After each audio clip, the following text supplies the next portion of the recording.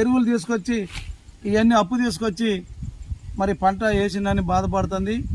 ITD PO గారి దగ్గరికి ఈ పత్తి మొత్తం కూడా మోపులు కట్టుకొని తీసుకెళ్ళి అక్కడ పోయి చూపించి మరి పట్టా సేలో కూడా పీకారంటే దీనికి ఎవరు బాధ్యులు అనే దాని మీద పిఓ గారిని అడుగుదాం.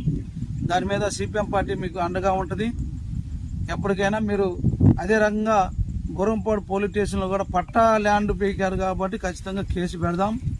దీని మీద అధికారులు ఏం చెబుతారో, నష్టపరిహారం కట్టిస్తారా లేకపోతే వాళ్ళని ఏం చేస్తారో ప్రభుత్వం దృష్టికి తీసుకెళ్దామని కూడా ఈ సందర్భంగా సిపిఎం పార్టీ డిమాండ్ చేస్తుంది. ఏది ఏమైనా కానీ ఫారెస్ట్ వాళ్ళు పోడు భూముల జోలికి రావద్దు.